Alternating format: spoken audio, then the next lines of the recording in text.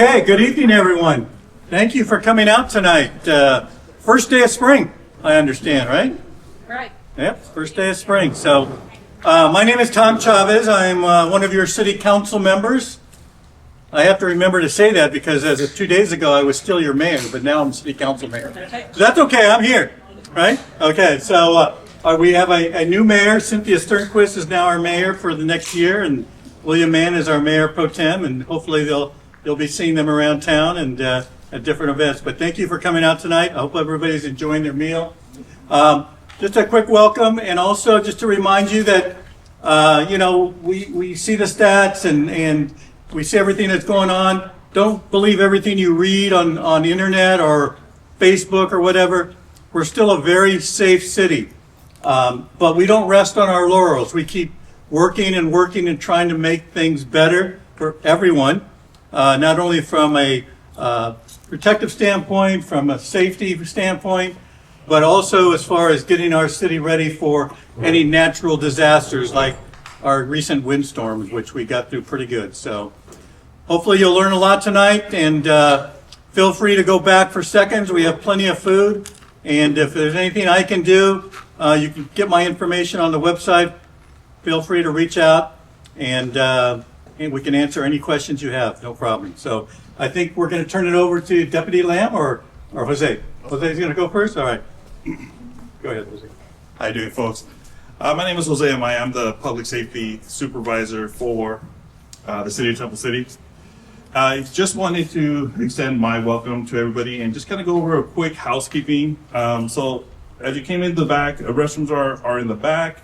Like I said, we have more food and drink outside. And if you hadn't signed in, definitely ask everyone to sign in just so that we keep tabs and who all was able to join us today. We have a great presentation for you. Like I said, if we have questions at the end, we're here to answer any additional questions that you might have. Now I'm going to go ahead and turn it over to Deputy Lamb. Good evening, guys. Can you all hear me? I have a very soft voice, so I apologize. So I'll try to make it as loud as I can. Welcome to the Air Watch. My name is Deputy Lamb. I've been on the department for 18 years. I've been on the team for at least 10 years now. And my partner over there is Deputy Chano. He's been on for about 18 also. And with the team for going on 3? Wow, it's been 3 years? Yikes. And my other partner, Deputy Francis Bowie, he's actually on vacation. He decided to go to have fun and make us all work, so I apologize for that. We're here, dedicated team for Temple City. What our job is basically, we're here for education, we're here to help out on special occasions, events. We read all the reports. We're the emergency glass that we send us out there. We're out there, we're searching for any crimes and whatnot. So our topics for today will be residential burglaries, theft, emergency preparedness, and traffic and pedestrian awareness. And at the end, we'll do a question and answer, so you all can sit down and talk to us, and we'll give you some answers that could help you out. So a crime trend for Temple City is what is hitting us right now is basically burglaries. Burglaries and larceny, basically anything that's petty theft or theft, is our number one thing that is going on in our city. So what we try to do to prevent this is proactive patrolling. I'm sorry if I move around, I apologize, but I'm really, really nervous. And I ran 6 miles today, so I'm still like a little pumped up. So we do a lot of proactive patrolling. We go out there, wow, that's really loud now. Proactive patrolling, we go out there and saturate the area, certain areas that needs to be watched and whatnot. We deploy with the city actually bought some cameras, flock cameras, which actually catches license plates, and we can actually see any stolen vehicles around. Any vehicle that has warrants and whatnot, we can actually pull these guys over. And we're hopefully getting some more cameras out in the city, and it's just for crime purposes so we can catch these guys. Additional deployments of additional units deployed in the area, like extra patrolling, will be out there and saturate areas. We do joint operation with other SEO teams. So I will ask other teams from like Doherty or Rosemead or South Imani, they'll come over here and give us a hand to saturate more units out there. So not just the regular patrol guys, we'll be all out here. Also, we have our great volunteers and boss. So these guys are actually civilians, and they're go through our little small academy. They learn how to do our radio calls. They're in little white cars that drive around, and it's great because they're our eyes, extra set of eyes for us. Also, our reserves who are out there, and they'll do the same thing. We do area watch programs, which we educate the public, and it helps us to get our broadcast out there.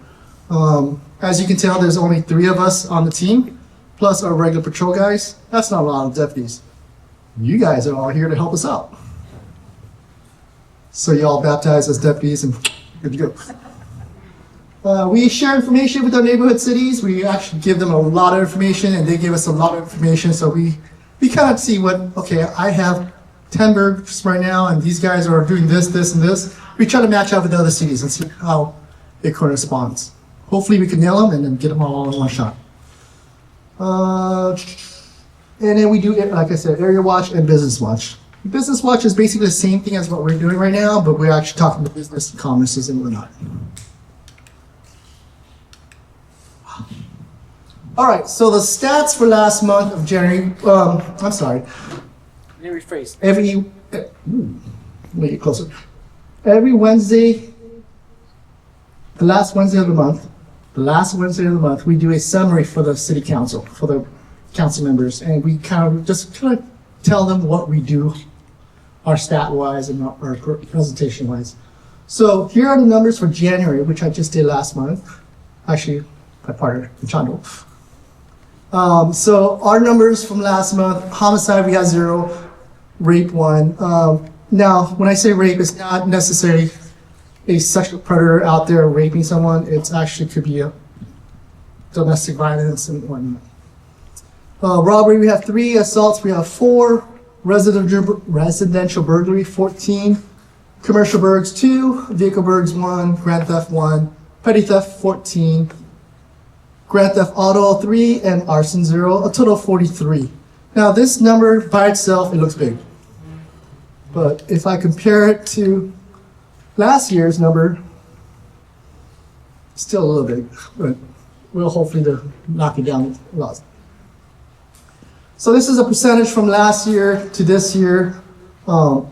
As you can tell, it's gone up, but it's basically our numbers right now are so small that the percentage is so big. And if you look around all San Gabriel Valley, we're getting hit. Everybody's getting hit. So we're trying to hopefully knock it down. So here's a 4-year comparison from 4 years to now. In 2022, we had 587. This is right after COVID was done. People are going back to work. Our crime burglaries went up. All known numbers went up. As the year goes by, we're trying to knock it down as low as possible. Our goal is to keep it as small as possible. So hopefully that will help out. We also do what is called a crime blotter. I'm not sure if any of you guys received my crime blotters. Yay. If you guys don't know what a crime blotter is, this is basically a synopsis or a snapshot of what happened in a week. I put it out every single week. My partner back there, he sits there, reads through every single report, and puts it in there. I type it all up. Actually, I actually don't do any typing. He does all the typing. I just cut and paste, send it to Lucy. Lucy sends it up to me, and I put it out there. So he gets the credit. Does a good job with it.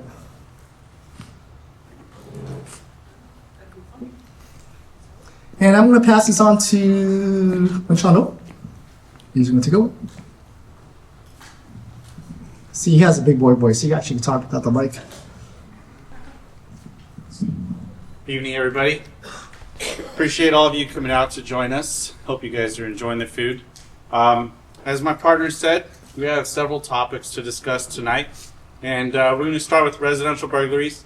So we're going to open it up with the video, and then I'll kind of go into some tips, tricks, take limited questions if you guys have any questions, but for the most part, questions are going to be after. We'll all stay, we'll all hang out, and you guys are welcome to ask us whatever more lengthy or in-depth or individual questions you may have. But if you got something quick that you want to get off your chest before you forget it, just put your hand up. I'll get a question from you. I'll get a quick answer to you. But for now, let's start with this video. It's going to be of a gentleman who was a burglar.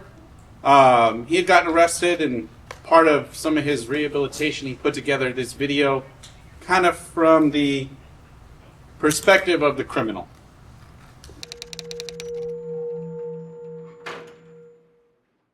I really never broke into houses, but I learned a lot from guys that got a lot of time in prison. There's this one guy, he's doing 256 years. He told me this is how he did it.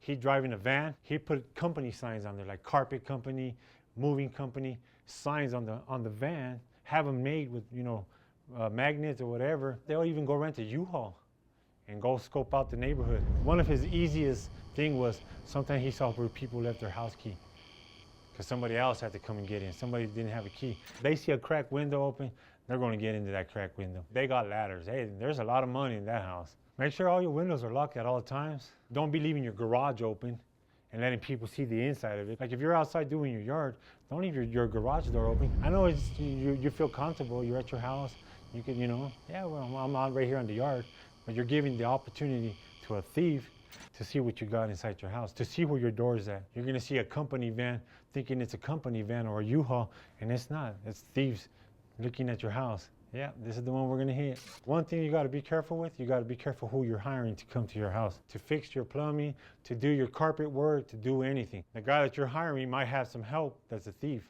He's scoping out the area, making sure there's no alarms.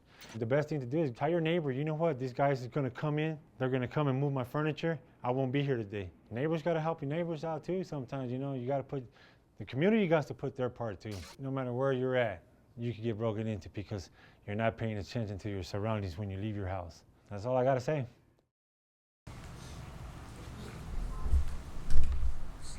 So, my opinion, he gave a lot of information, but really, I think the most important little bit that he has to say in that video is about the community. Because as my partner said earlier, there's me and him, our other partner who's currently on vacation, and the normal patrol guys who are out there every day. There's only a few of them as well. Even if every single one of us was each on a different street, all at the same time, all doing exactly the same thing, we're going to cover less than 10 streets at a time. There's roughly 30 of you in here. You put us all together, now we've got 40 streets covered. If you each tell a friend, now we've got 80 streets covered, and so on and so forth. And so that's kind of, in my opinion, the biggest takeaway is we, as the Sheriff's Department, we're going to do everything that we can. We're going to answer every call that is generated. We're going to go out there, and even if there's not a call generated, if we see something, we're going to deal with it. However, we can't be everywhere all at once.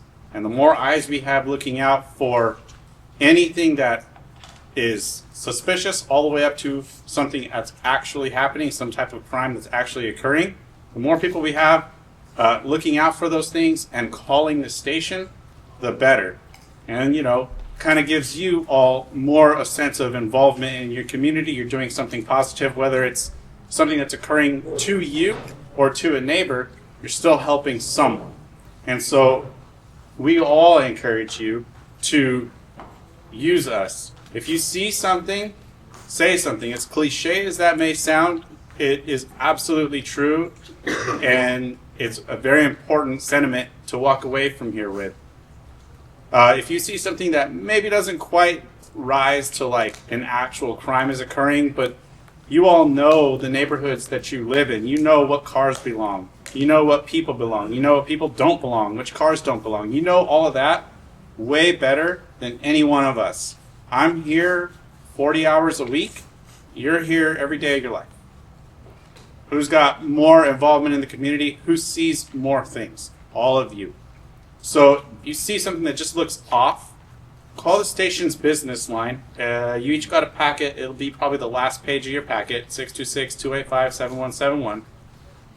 If you see something occurring, there's a crime occurring, that would definitely be a 911 call. It all goes to the same place, but they're treated very differently. If you see a random person walking down the street, maybe has like a hood on, some binoculars, taking pictures, not really a crime happening, but definitely something that you'd want to call us to come and take a look at. Versus you see a guy running out of a house carrying bags, definitely something you'd want to call 911 for and get us there immediately. So if you see something actually happening in the moment, call 911. If it's something that just kind of makes the hair on the back of your neck stand up, call the business line. Either way, give us a call. Let us come out there and determine if there's some type of criminal activity that's going on. Let us address it. Let us arrest who we need to arrest. And you will all be kept anonymous. We will ask you for a phone number, your name. Please provide that because it does help us.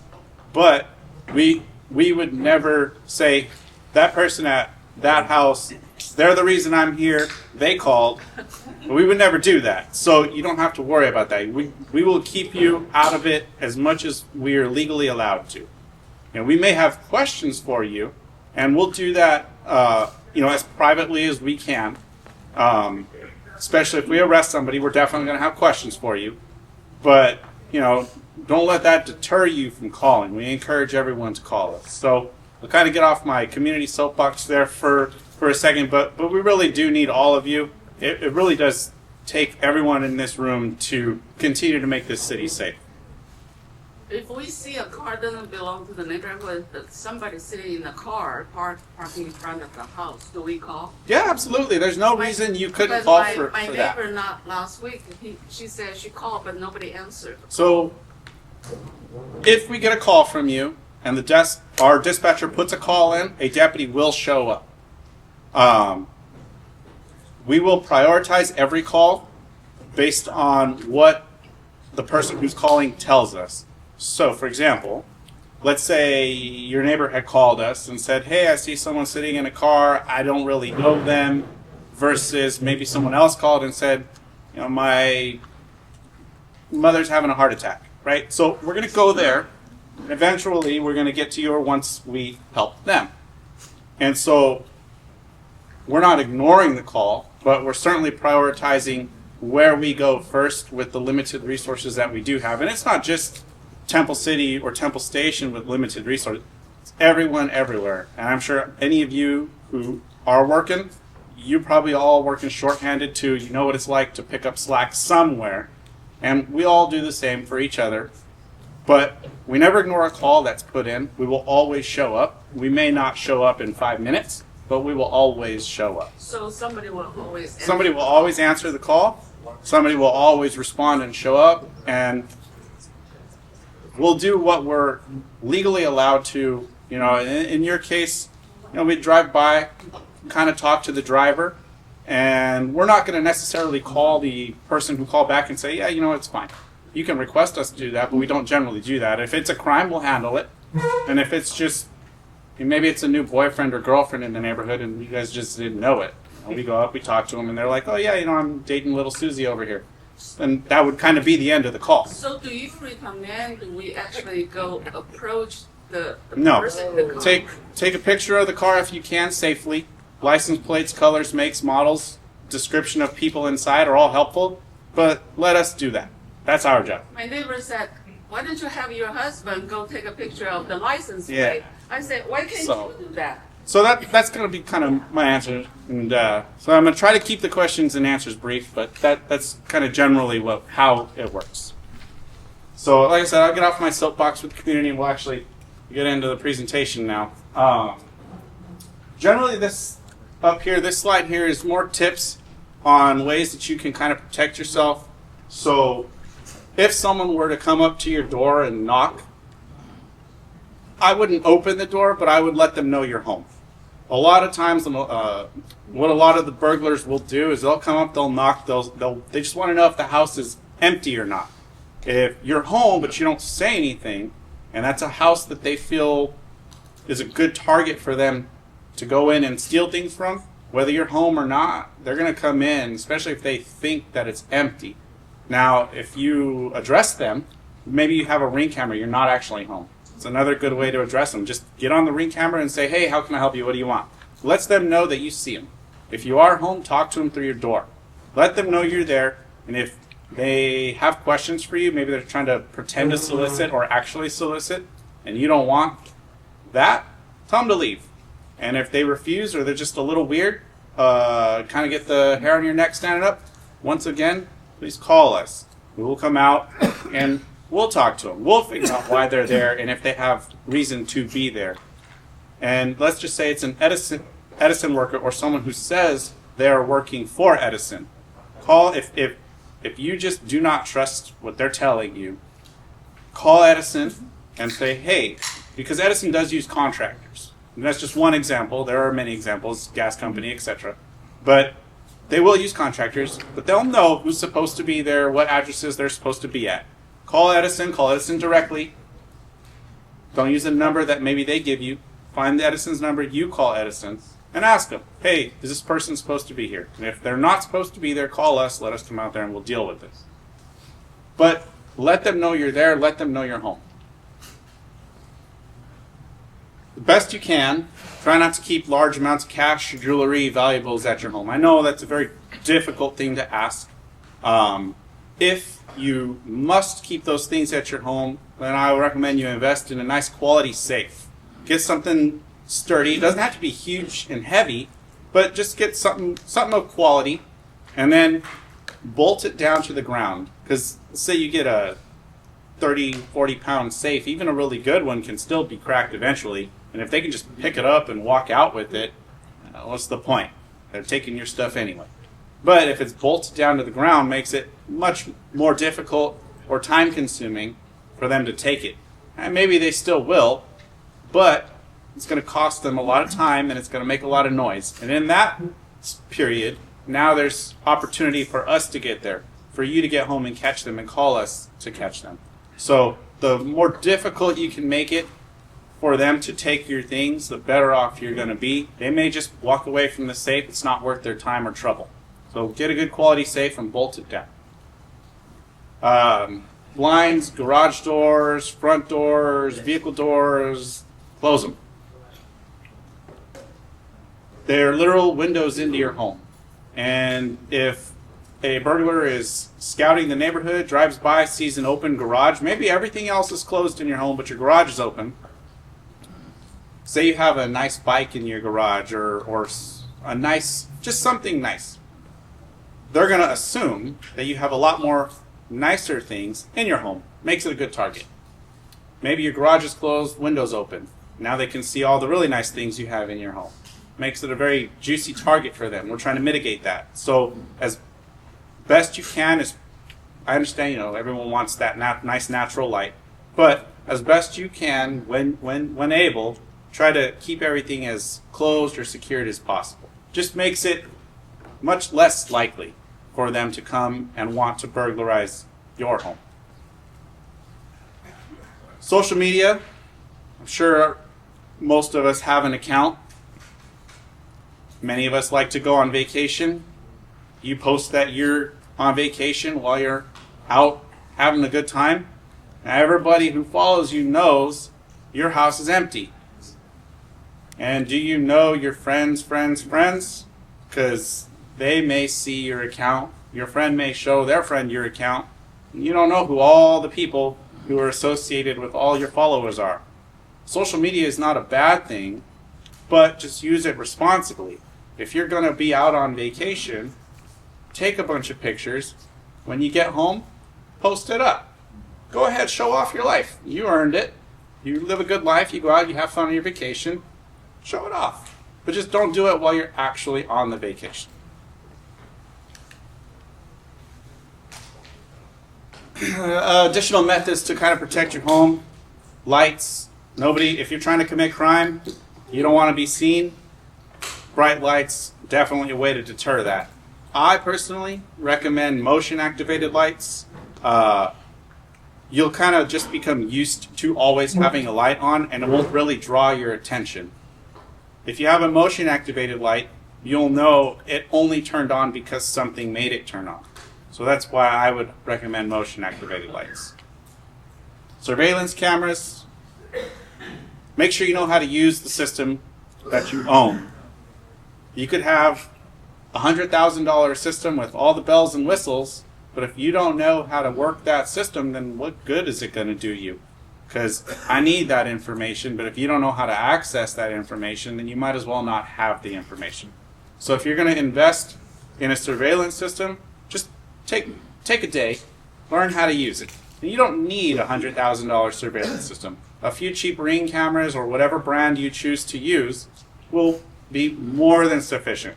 Just make sure you put them around access points to your home, because the way we solve a lot of crimes is if we can get a good shot of somebody's face, a license plate, things like that are very helpful, you know. So put them in that front door area so they can get them walking up. Corners of your homes where they might walk down an alley to access your backyard. Things like that.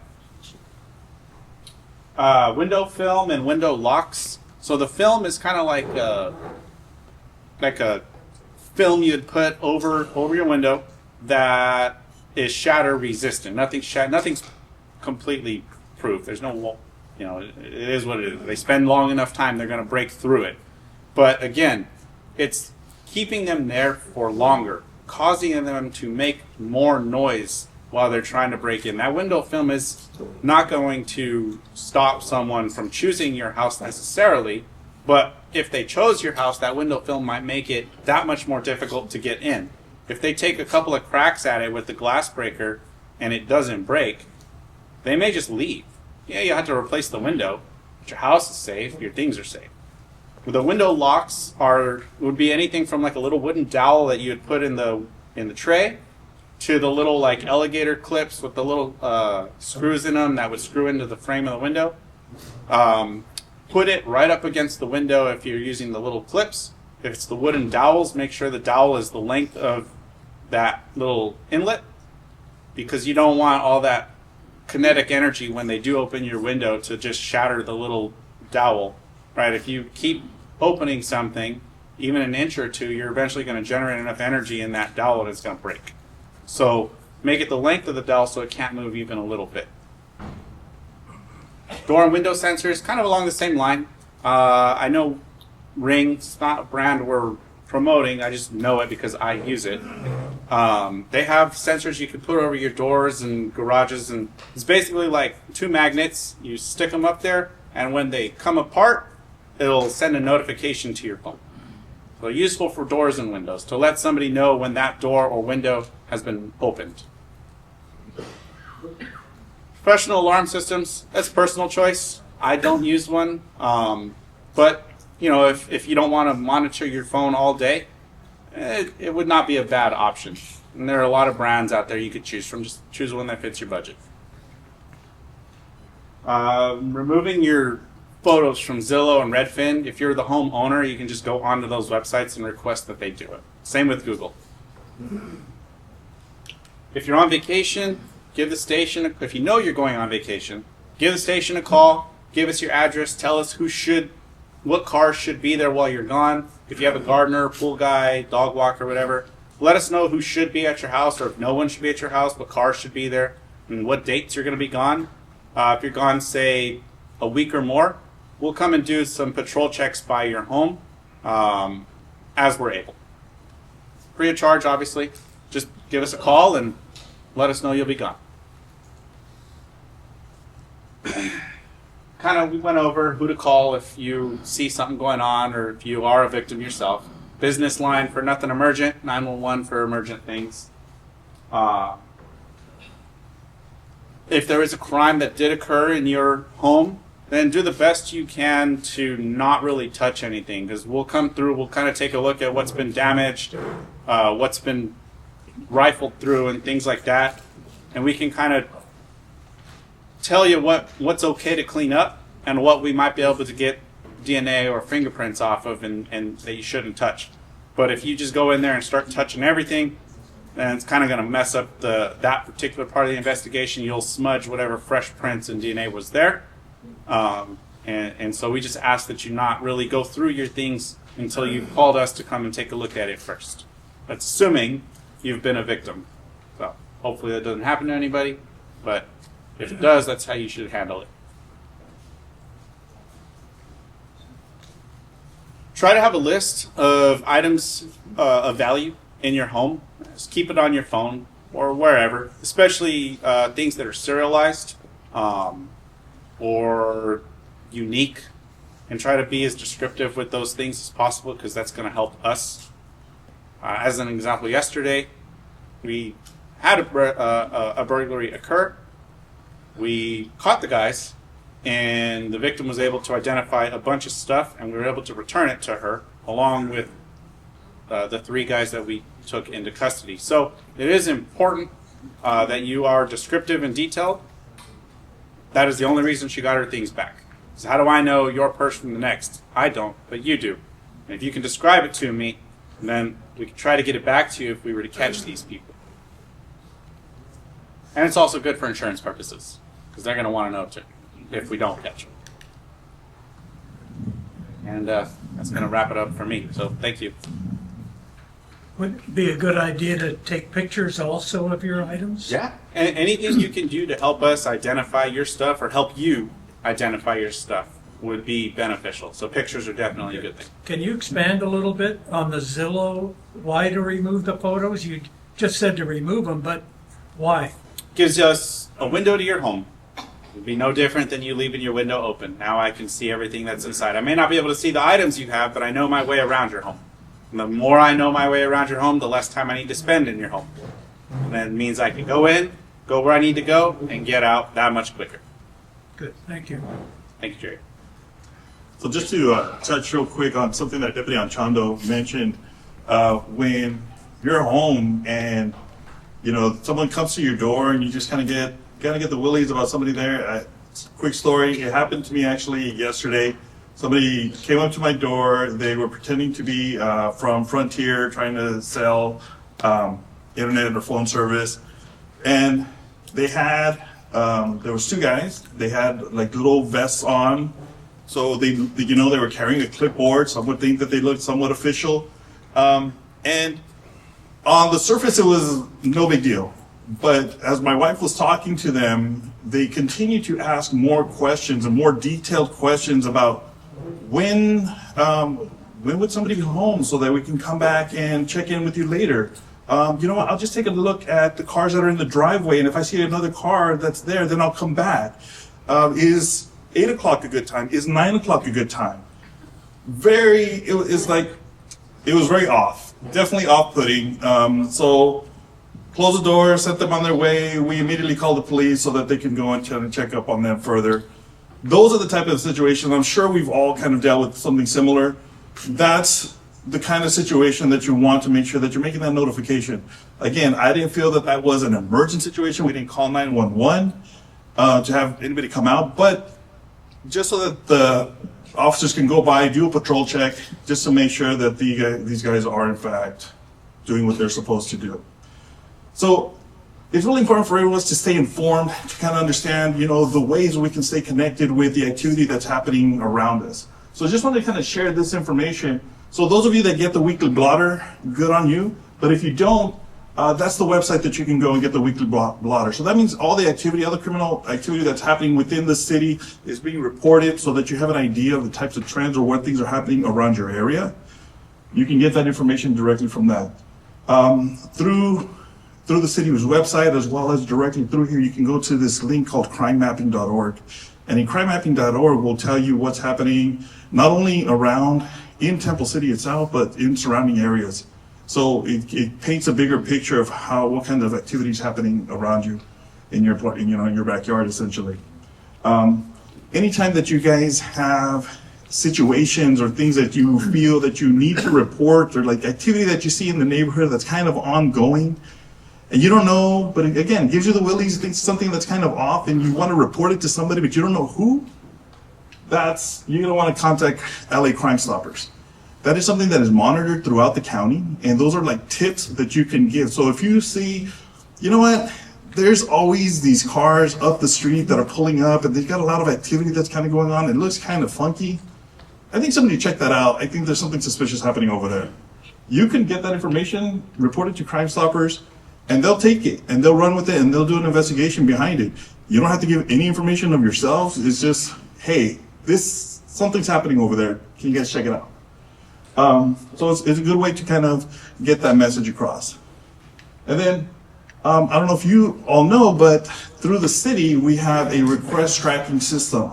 So that is not meant for criminal activity, but if you notice something within the community that we need to pay attention to, so again, the whole purpose of this is to draw attention and kind of divert crime. Let's say, there's a street light on your block that's been out, and you don't know who to contact. You don't want to report it to the report tractor, and we'll have our public works crews go out there and take a look at that. If there's signage that's been missing or stolen or something, we can take that and repair that and just kind of, help bring that awareness into the community. So in your handouts, you guys have all this information that you guys can take with you, and just, if you need it, it's available. All right. Now I'm going to touch on some emergency preparedness and disaster awareness.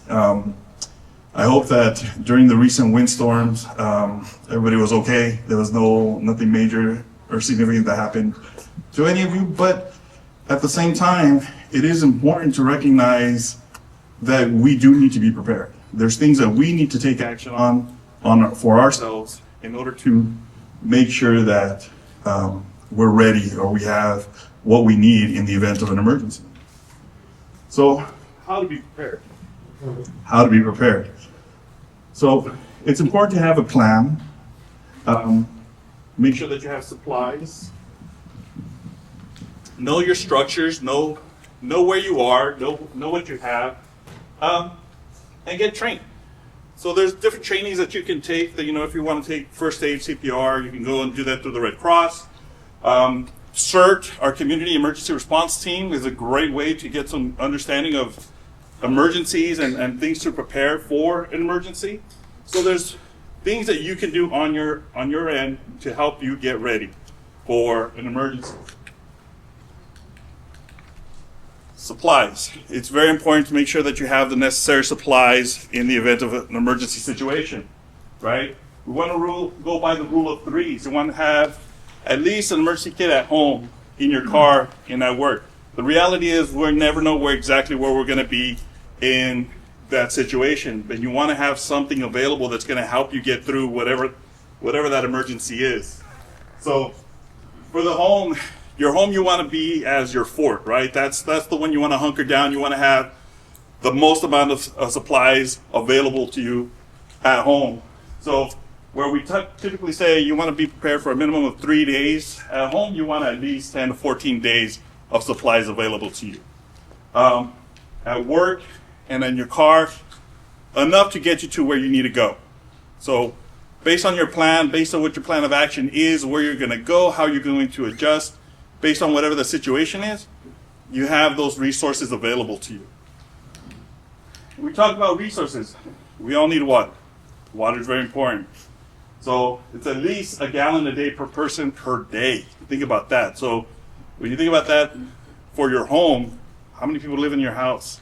How much water do you need to store? I have a family of 6, so I need a whole heck of a lot of water, to try to sustain my family.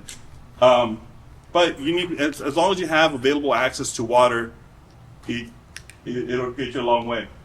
Food. Again, 3-day supply per person. And there's all different types of ways to get food supplies. We can go to, we could build up a whole chest of canned food, of things of that nature. There's like these emergency kit supplies that you can go online, or you can go to Costco or Walmart or wherever, and they have these kits. But one of the things that I'm going to say about emergency food supplies, it has to be something that you eat. if you've ever opened this, if anyone's been in the military, you get some MREs and rations, or just like these blocks of protein bars. It's like, okay, in an emergency, and it's like, if things are, that should be like your last resort kind of food. Good to have, yeah. But it is important to have things that you'll like to eat. I mean, so be mindful of that. It does nobody any good if you have a stockpile of all this emergency food that you're going to use and nobody wants it. So things just to kind of keep in mind. Utility items, things you're going to need to be able to do things based on, because you don't know what services are going to be available or what you're going to need to be able to do. So, obviously batteries, flashlights, we all kind of think of those kinds of supplies, but like work gloves. If you got to move stuff around, you want to have some work gloves.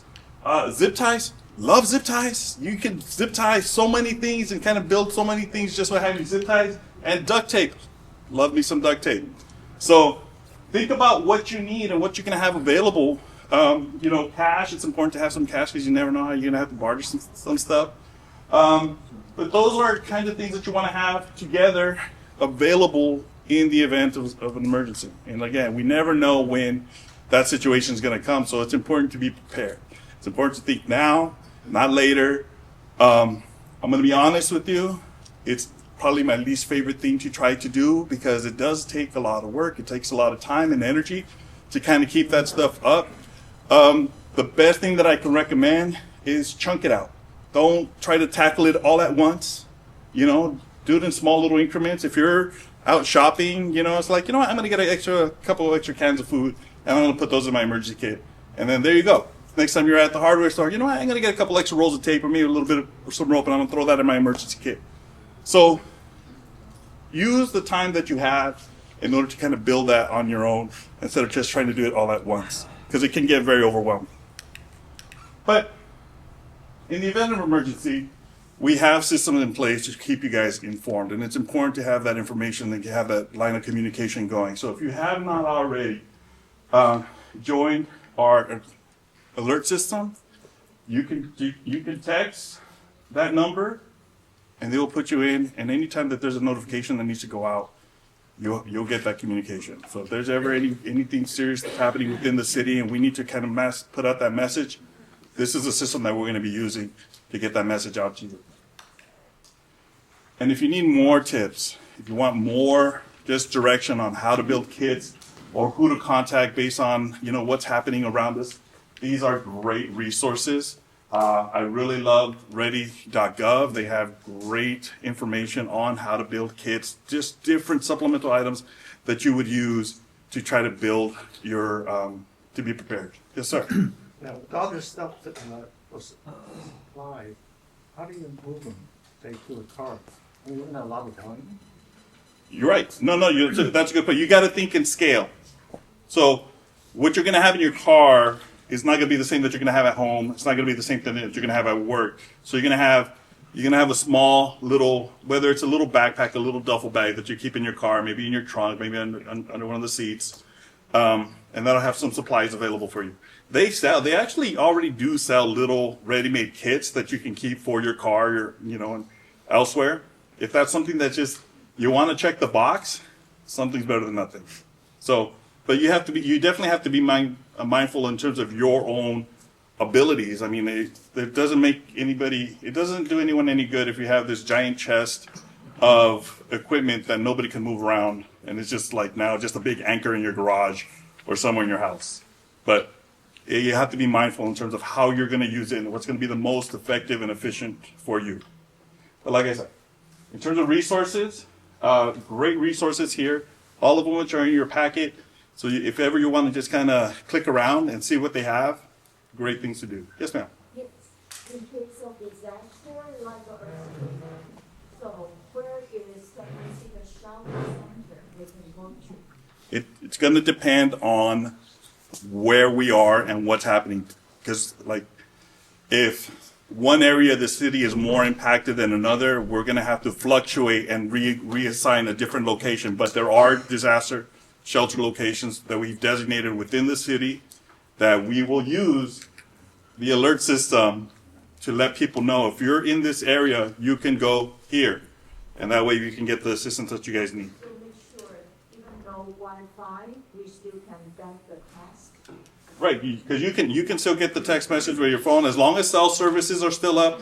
Mind you, any kind of information that we're going to be putting out to the community, we're going to be putting it out in every possible form that we have. So if you're not already connected onto the city social media, our website will have information. We'll if it came down to it, we needed to post up signs in different parts of neighborhoods. That's where it's going to go, and that's how we're going to be able to communicate and get that information out to everyone. If we can't, we'll do smoke screens. I mean, we'll have patrol vehicles making announcements. If it's to that point, we're going to do what we need to do to make sure everybody knows. For example, the utility list you mentioned, I mean, we have, every household probably have all the items spread out through the house. So do we need to collect another new set altogether, or it's okay, they're just the way they are? Think about if you want. If you don't mind, so think of it this way. After an earthquake hits, are you going to run to 10 different places in your household just looking for those things? No, you want it in all one central area, right? So that's the reason why we tell you pack a go bag or a rag bag, a go kit, because you can't be running, and that's if your house is still standing. If your house has partially collapsed and some of your stuff is over there, you're not going to be able to access. And that's why your go kit, your go bag should not be in your hallway closet, because that closet most likely will collapse in a 7.8 earthquake. You want it here somewhere easily accessible for you to grab and go with it. Sorry. That's what we call it, a go bag. Thank you, Lucy. All right, I'm going to go ahead and turn this back over to Deputy Anchando. He's going to talk to us about vehicle burglaries. Before he jumps up on those ready-made kits, it's great, easy. You don't have to put any work into it. Just buy it, right? Make sure you open it up and look what's inside and know how to use it. Because a lot of people just get all this stuff. Hey, it's awesome. I have all this stuff. But I have no idea what it is. So learn how to use stuff on So it. check the updates. Exactly. And also you have to customize it for you, because that's a standard template. It doesn't work for everyone. Hello again. So this time we'll go over something slightly different than residential burglaries, but something still related to the home often. Cars there quite a bit. And so we'll just kind of go over ways that you can sort of protect your vehicle now. First, we'll start with what a vehicle burglary is, like how it qualifies to be a felony crime versus just a normal random petty theft or some type of more minor theft. So I'll start with, if you lock your cars and close your windows, it will always be a felony for us if that were to occur to you. So it's very important that you secure your vehicles just the same as you would secure your home. And the same kind of theme here, the way you would want to make it so that they really can't see what's going on inside your home is similar to a vehicle in that you want everything removed from the car. So you don't want to leave items in there if you can help it. But the difference in crimes is essentially that if they have to use some type of force to get into your car, so breaking a lock, breaking a window, and then that becomes a felony, and it would be vehicle burglary. If you leave your door unlocked, your windows down, and they just reach in there, then they're getting a ticket and they're going about their day. And that's kind of the difference summarized very easily, I think, for you to understand. There's going to be a video of some of the crimes, and then we'll kind of get back into some of the tips. This is how crooks used to get into your car. But sometimes they have a much easier time of it. They just look for vehicles left unlocked. This guy finds an unlocked car right in the driveway. Nothing inside worth stealing, but then he grabs the electronic garage door opener, giving him easy access to the house. And there he goes with 2 bikes. And sometimes even the police forget to lock up. This guy got into an unlocked cruiser and gets away with a rifle. He was later caught. I lock my car everywhere. To find out how bad the problem is, I spent a day with the Mount Pleasant Police Department in New York State, along with Inside Edition security consultant Steve Cardian. First stop, a shopping center. And look what we found. Door after door left unlocked. Another unlocked car. Easy pickings for any thief. What size shoe do you wear? Wait a minute, I see some sunglasses in there. Is that a glass case? Yeah, that's my wife's glasses. Oh, your wife's glasses. Yep. How do they look? They look marvelous. All right, goodbye. And they all say the same thing. I was only in the store for 5 minutes. That's the common answer we get. And it's more of an embarrassment that they have let something so simple possibly ruin their day. You could look inside on the seat. There's a wallet. What? Looks like car keys to this car. Oh my God. If you're a criminal, you've hit the jackpot here. But what this woman left in an unlocked running car while she was shopping was priceless. Her young child. I'd like to know why you would leave this car unlocked and you have a child in your car, ma'am. Come in here, feel the car. Is it high? It's unlocked. Somebody could take your child. Aren't you worried about that? Bottom line, just press the lock button. Can you do me a personal favor? Just lock your car up. I will be happy to lock my car up. Thank you.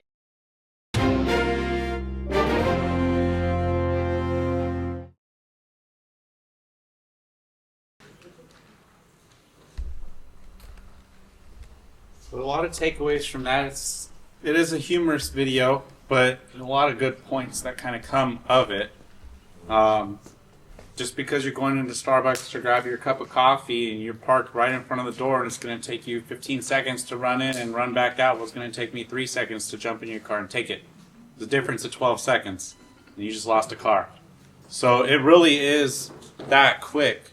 And vehicle thefts, those ones are much more a crime of opportunity versus a residential burglary. While that can be kind of a crime of opportunity where maybe someone's just walking by, they see you leave, and they're like, all right, I'm going to go try. It takes a lot more, generally, to get into a home, a lot more prep for the criminal. Vehicle burg, much less prep. You're walking by, you pull on a door, it opens up, you're like, oh, all right, let's see what I've got. And then they take it, right? So that's no prep. Literally being very lazy criminal. You're just walking by, pulling on door handles, something opens up, and they take whatever they take. And you can eliminate that by just simply locking your doors. Not leaving things in your cars, such as these pictures here, that makes someone want to take stuff from your car, right? If I'm walking past two identical vehicles, and in one car is any of that, and in the other car is nothing, which car am I going to go into? Regardless of whether it's locked or unlocked, I'm taking the stuff. I know if I break in that car, I'm getting something. I don't know what I'm getting out of this car. And I think we should move past the dumb criminal idea. There are some. There are a lot of sophisticated criminals too. And for a crime like this, it doesn't take a whole lot of sophistication. But, you know, why make it easy on them? I mean, just take your laptop out. Take your bag out. Just take it back inside the house. I know you may forget it in the morning, and that would suck. But it would suck more, I think, to lose it forever. Again, remove all things from your cars. Just leave them as empty as possible. And as you saw in that video, garage door openers, right? You took everything out except that one thing that gave them access to everything else, your home. So I'm guilty of that one. I leave my garage door opener in my car. It is what it is. On the other hand, I park in the garage, and if you're able to do that, try to do that. I know it's just not possible. Sometimes garages turn into extra storage, and that just happens over time. But if you can, park your car in a garage or somewhere secure, that is always the best way to do it. And if you can't, then try to take as much stuff out of it, make yourself the least likely target as possible, and at a bare minimum, at least lock your doors and close your windows. We will occasionally drive around the city. We have little pamphlets with check boxes, and one of those is, we'll leave them in your car that says you left your window open. We're not pulling door handles, but we will notice, and we'll drive by as we drive through neighborhoods, and if you see one of those, you kind of messed up, and it's just a reminder. It's not a ticket or anything. Just a reminder that, hey, remember to close your doors and lock your windows. And we try to do that for you guys, but we can't be everywhere. So we ask for some personal responsibility from all of you. Close your doors, lock your doors, close your windows. Say you go into a shopping center and, just take a look around. Same as you would maybe leaving your home. Just take a look around as you're walking away or driving away from your home in that example. And if you see something, maybe somebody's just staring at you getting out of your car or staring at you leaving your home, maybe you should just in the back of your head think twice, okay, did I lock my doors, my car? Because they're probably scouting out the area. They're probably looking for a good vehicle with stuff in it to steal from. So just kind of be aware of your surroundings. And that's just a general good rule of thumb to follow when you're at a bank ATM or just anywhere, right? If your head's buried in your phone, you make a really good victim. So just pop your head up, take a look around, see what's going on around you. Lighting, right? We talked about that with residential burglaries. Kind of works the same with your car. You park your car under a light. They don't want to be seen. Much less likely for them to go to your car. They'll go to the car that's in the dark. How do you set your car alarm? So car alarm would be, I guess if you have one, not every car comes with a car alarm anymore these days. But if you had one, it would be on your key fob generally. So you would need to talk to the manufacturer of whoever installed that car alarm or the dealer if it came from the dealer. And they should be able to explain to you how to set your individual car alarm. I'm sorry, I couldn't tell you specifically. Often they're on the key fobs, and it's usually just a button, and it'll kind of beep, which gives you an indication that it did get set. But I apologize, I can't really give you much more of an answer without seeing your car and kind of working with it. And with that, pass it on to my partner. So I get the fun part, traffic. I hate traffic. Traffic and pedestrian awareness. The three topics that they want us to talk about is actually distracted driving, AB 413, daylight light law. I'll show you what that means later on. And of course, e-bikes. Yay! All right, distracted driving. Y'all probably seen this. Someone's driving around and on their cell phone, putting their makeup on. I actually saw a lady the other day driving and having a cup of noodle soup, chopsticks. And I'm like, how the heck is she driving? It's everywhere, unfortunately. And this is what is, according to California CHP, between the year of 2019 to 2021, there were a total of 6,000 fatalities, crashes, and whatnot. And if you look around, we got some really, really, really, really bad drivers. And of course, it affects all you guys. So defensive driving is actually a key. Don't talk. It's not. I'm teaching this class right now, not because I'm telling you guys not to do this. Actually, yeah, don't do that. But hopefully, the word passes on to the students and the bad drivers out there. Don't talk on your cell phone. Don't even try to play with your cell phone. I had one lady I pulled over. I'm sorry, I'm saying ladies all the time, but okay. I put a person over because they're talking on their cell phone. And I pulled them over, got out of the car, walk up to the door. Hey, you're talking on your cell phone. No, I wasn't. Yes, you were. No, I wasn't. Well, you have your phone there.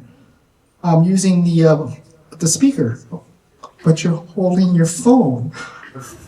But no, I'm using the speaker. I'm not on my ear. You're still holding your phone. Didn't get the concept. Or we have a traffic accident off of Las Tunas, like close enough, right off of Las Tunas here. And we're sitting there, we're dealing with a traffic accident. And this lady drives by with her cell phone, taking pictures of us. She's driving, almost hitting another car. Distracted driving. Don't scroll, don't use the app. It's not worth it. Just wait. Even I drive around, and as cops, we have our computer, our radios, this radio, that radio, the car radio, and I'm listening, coordination, and everything else. My cell phone goes off, I would pull over and look at it and take off again. I don't get on there. It's too much. And I can multitask, trust me, I can. Well, sometimes. Like I said, eating and drinking, I've never seen someone with a bowl of noodle. That was awesome. And chopsticks. Taking photos. Hey, I got all of them. Thought we were looking up there. Wow. Okay, AB 413, daylight laws. This is new, that just started going up. What are traffic violations? What are not? I mean, are they all traffic? They're all traffic violations. Really? If I see any of those things, and they're dangerous. Have a sip of water or anything? No, you can take a sip of water, but you don't want to Okay. have a whole cup of coffee and drinking there and everything else, and you're caught in an accident. Especially when it's hot and you take a sip and you're driving and you hit something, now you're... January 1st, 2025, it is illegal for vehicle to park on the approach of any marked and unmarked crosswalks. So if you look at the... How do I do this again? So you can't, if you're driving down here and these cars right now, you can't park there. You can't park here, and you can't, because these cars can't make a turn, and it's pedestrian, it's blocking the pedestrian. Can you touch up on that a little bit? Sure. So, yeah, it doesn't, one of the biggest things about this new law that came into effect in the beginning of the year is red curbing. A lot of people expect that if you can't park somewhere, there should be a red curb. The law just says it doesn't have to be a red curb. So it's 20 feet on the approach. So anytime that you're approaching a crosswalk, whether the crosswalk is marked or unmarked. So if I may, so just so a marked crosswalk, right, with the hashtag versus an unmarked crosswalk. So think about in your residence, in your homes, at the corners, if you're approaching that corner and it has an access way, so it has a slope down for a handicapped access way, that's an unmarked crosswalk. And if you're parked right there, right on top of that crosswalk, you could be subject to a citation. And I believe the last time I checked, I think it's $68 for that violation. So we want to educate as many people as we can, just so that there is that awareness. And again, this is not just something that's in Temple City. This is statewide. So think about that when you go visit a family, friends, where you park, where you're going. This is statewide. So we want to make sure people have an understanding of what this new law is and how it impacts you when you're driving. Because how many times have you driven and tried to make a right turn, and there's a car blocking the way, and a pedestrian is actually crossing over? I mean, that's the reason why this law came about. It's just a safety for pedestrians, safety for us as drivers, not to get hit anybody.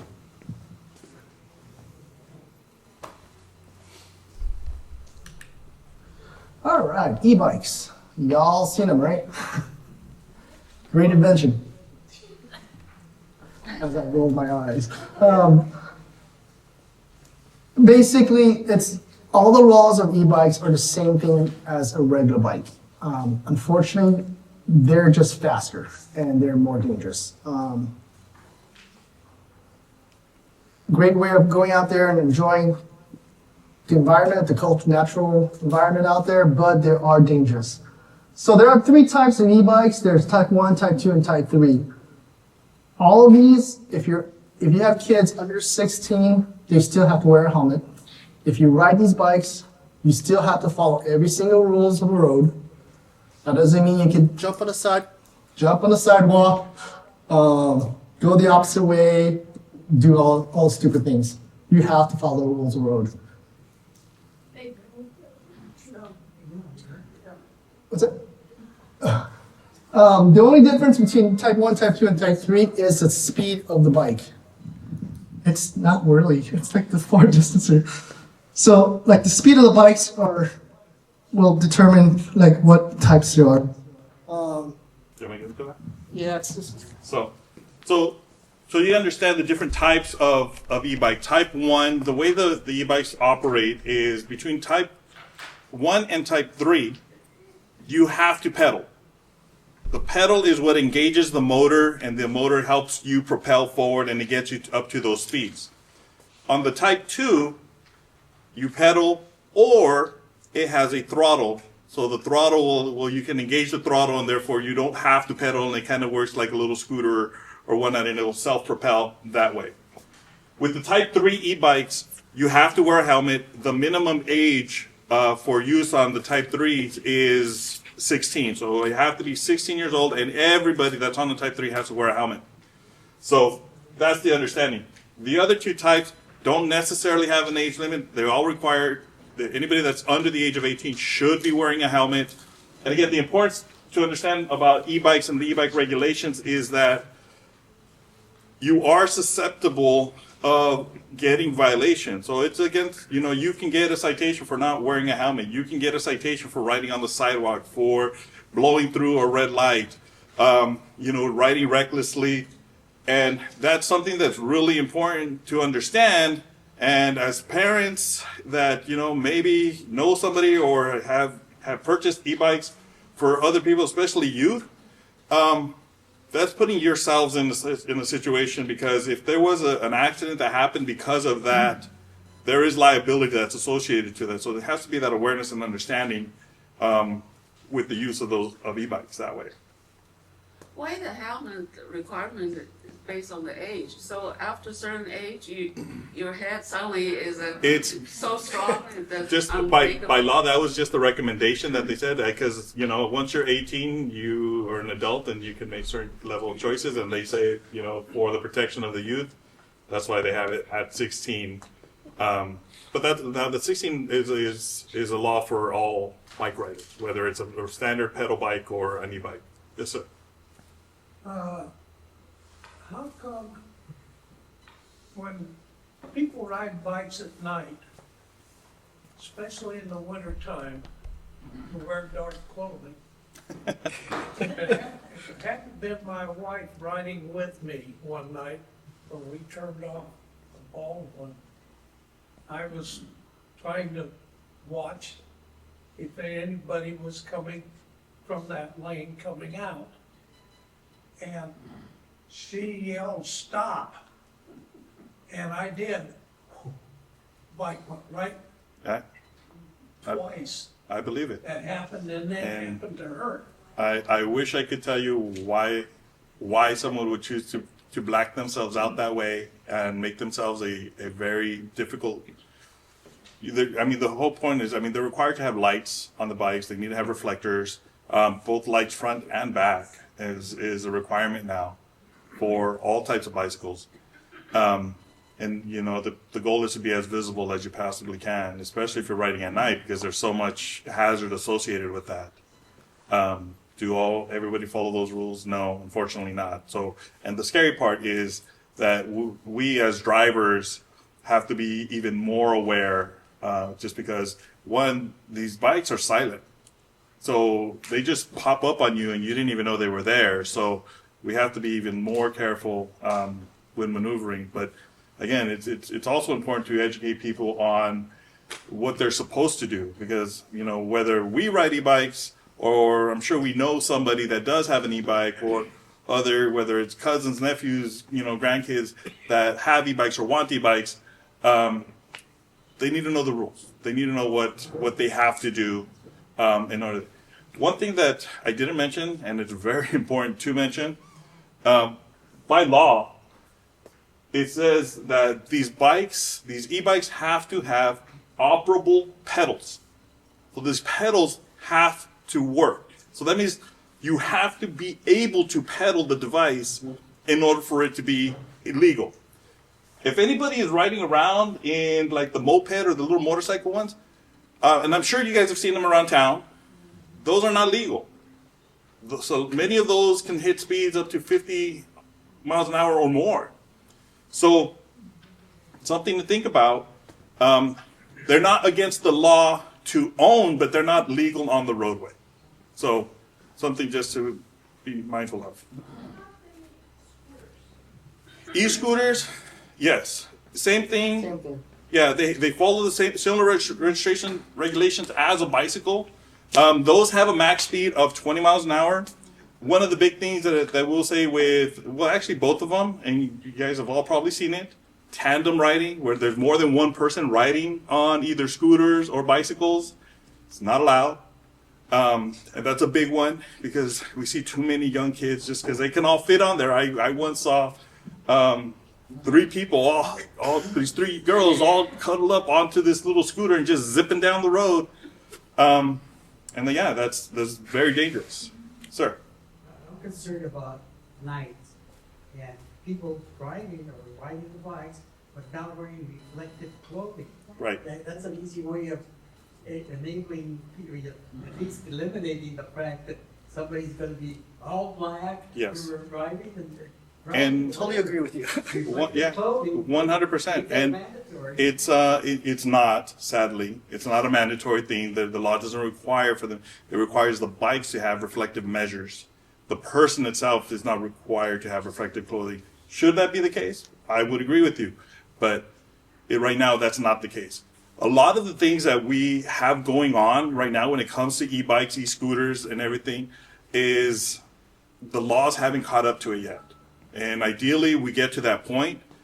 But honestly, right now, what we're trying to do, because it is a concern, we have to be aware of the impacts of these e-bikes within the community. We're trying just to educate. We want to make sure that we're passing along the information so that you know, so that you can share that information with people that you know in order to help address some of these issues. So we have hopefully the kids aging will get- population. We have aging population. Right. And it's very dangerous, right? And because it can impact those that are just walking in the community and somebody was zipping right by you and you didn't know that they were there, and that could be a very serious accident. So we have to be careful. Yes, sir.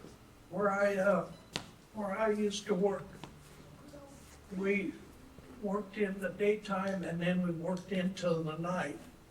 And one thing that we had to wear was a reflective vest. Right. I personally think that they should pass a law that anybody who rides a bike,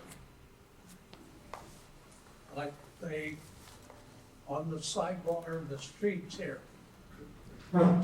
should mandatory have to wear that. Even in the daytime, you can see it, but boy, I'll tell you, it's saved several guys' lives out where I worked. I believe it. Because they had the vest. I believe it. And both of them could have been hit by bulldozers. Oh, wow. And all they got to do, I carry 2 of them in our pickup when we travel. So if anything happens, I just throw it on at night, even in the daytime, if I'm walking around and I'm down on the highway. No, very smart. Very smart. So we're going to keep on going real quick, and we'll have all the questions afterwards, guys. I'm trying to get you guys going here. If you have any more questions, go to chp.california.gov. They have a lot of information about e-bikes and what classes to take. There's a little CHP class. That class will give you a safety training. Great thing if you're actually going to buy one for your kids or your family members. Have them go through it. They'll give you a little checklist of what to learn, what to do. It's free. It's free. It's a free online safety course available through CHP. Again, it's here, but it's also on your pamphlets. Take it home, share with your friends and family. Great way just to get some foundation, some understanding of what the rules and the regulations are, in order to again educate and help people. And safety equipment, safety clothing, safety lights, safety everything else. Also, these bikes go from 0 to 28, right? 28, Yep. 28 miles per hour. It doesn't mean you have to go 28 miles per hour. I mean, if I ride my bike, I could go 20 miles an hour riding, but I'm cranking it. But I don't need to go that fast. Just like a car, it goes from 0 to 200. You don't need to go that fast. You go as safe as it is on the road. Yeah, it's fun, but I'm getting old. I'm scared. I run fast, I get scared. Well, the thing that I've found out, and I think a lot of people in here, a lot of people riding bikes do not stop at stop Yes. signs. They blow right through. You have to follow the rule of the roads. I get it. We're trying to hammer down on that right now. Volunteer opportunities. We have LASD volunteers on patrol, which I kind of spoke earlier. These are civilians. If you guys want to do this, we would love to have you help. Lucy actually could explain a little bit more than I could. Volunteers. So we have 2 different types of volunteer programs out of the station. One is called Volunteers on Patrol, or we call them VOPs. And what you do is you fill out an application. All volunteers, you fill out an application for the VOPs. People who want to do patrol, you will go to I think either a 6 or 8 week academy, and it's only 1 day a week where you learn, for instance, Deputy Lamb spoke earlier, radio codes, how to use a radio, how to use some of the equipment in the patrol units, and you drive a volunteer vehicle that's not fully loaded, but it's got a radio, at least the radio equipment. And you do have to wear a uniform. And the uniform, unfortunately, is not paid for, so you have to pay for your own uniform. And then you just go on patrol. Out of the 9 jurisdictions that Temple is responsible for, you choose where you want to patrol. Temple City? Yeah, Temple City would be great. Or they're called out to events, like for instance, Camellia Festival. We call them out. They're the VOPs. They come out and help us with traffic control. Anytime the Temple City station runs an event, or any one of the cities within the jurisdiction runs an event, they come out and volunteer. The other type of volunteer is you can volunteer and work in the station. For instance, I do 3 hours a week. I work the front desk, and uniform is not required, but the same thing, you have to go through basic background check because we don't want to be recruiting people who have criminal backgrounds, of course.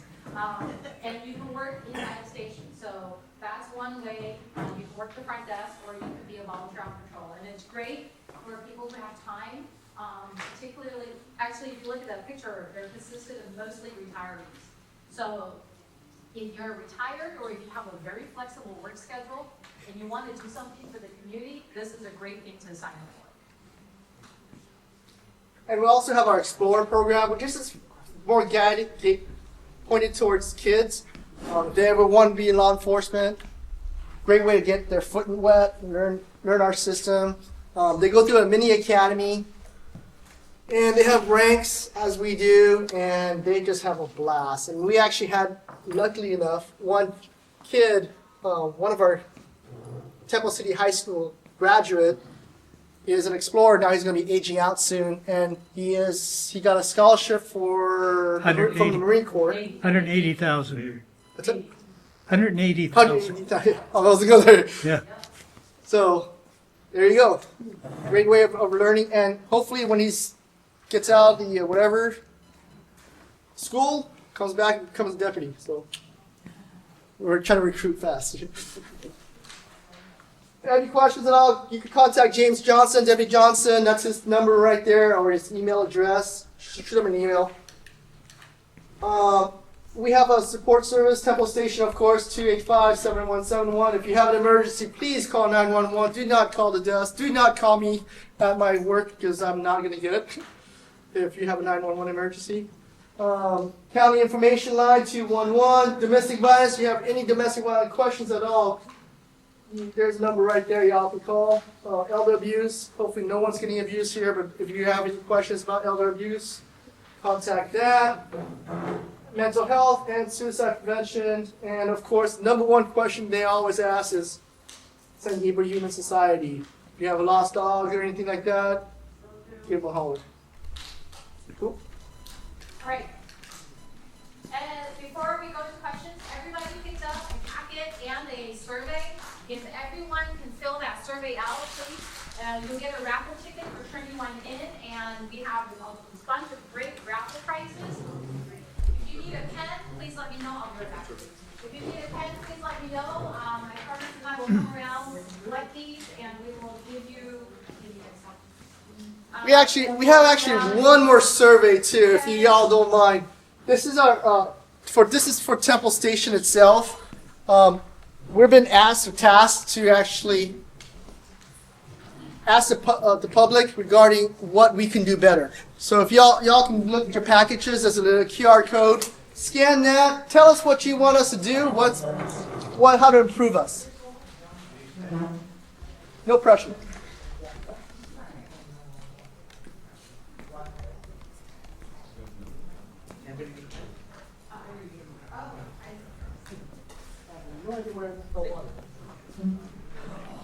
Oh, it's over here.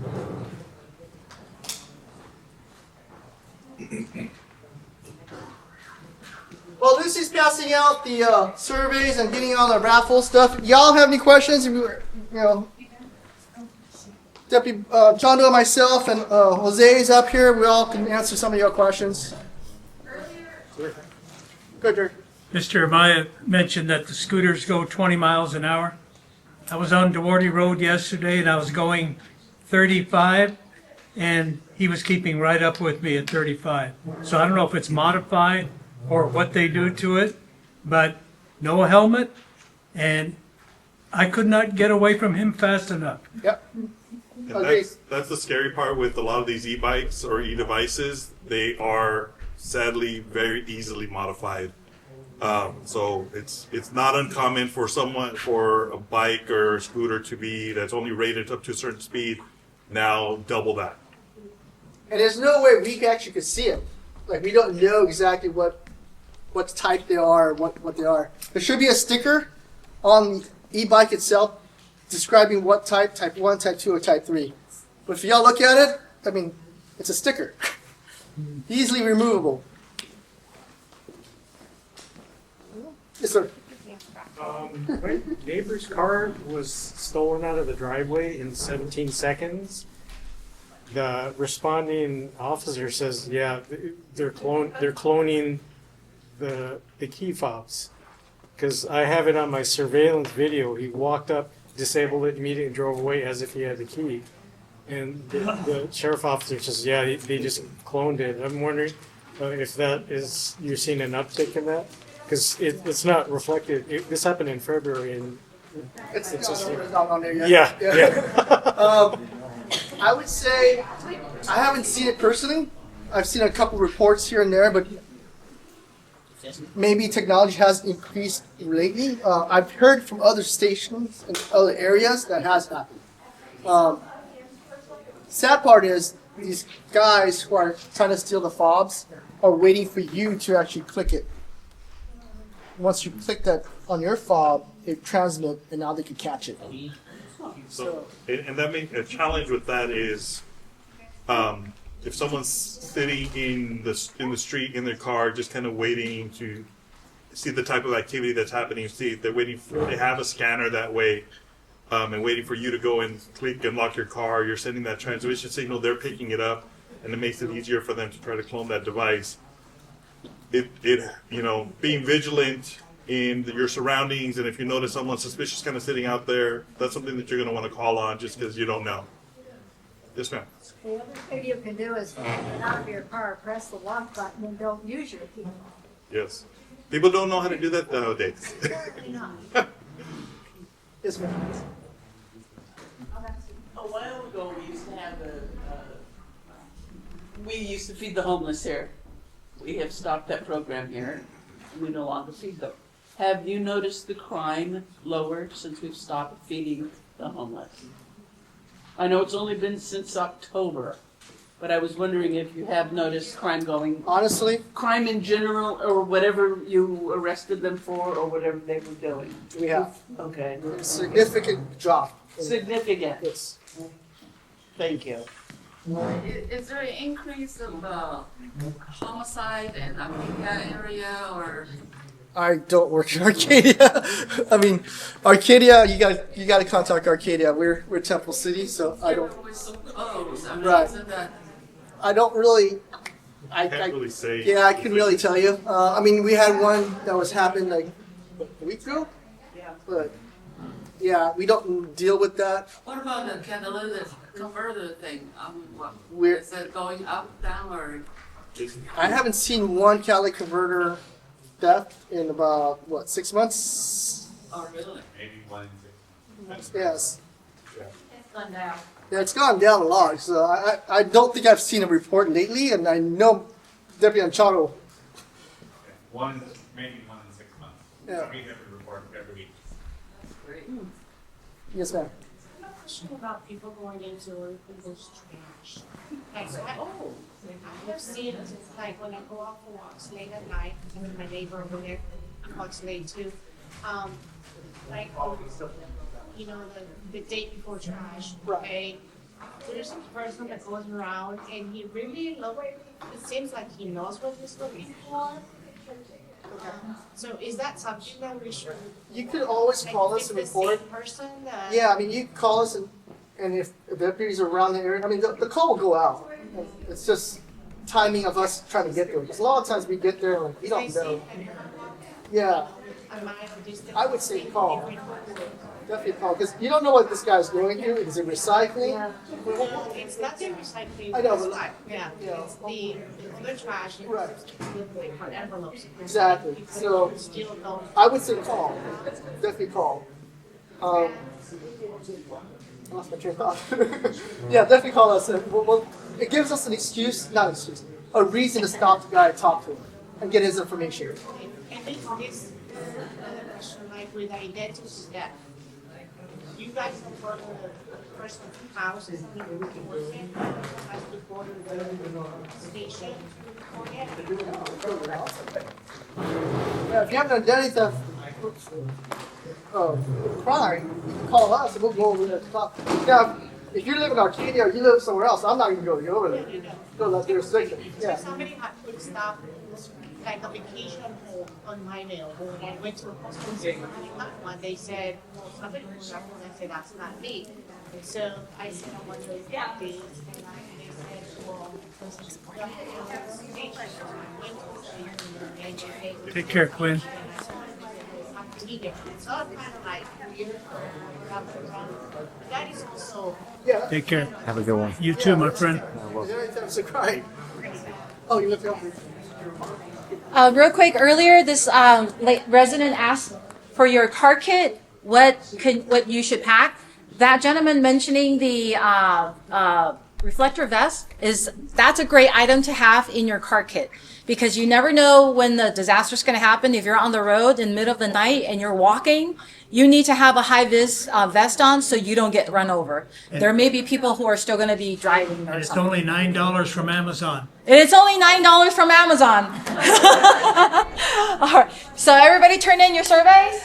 All right, it's raffle time, and we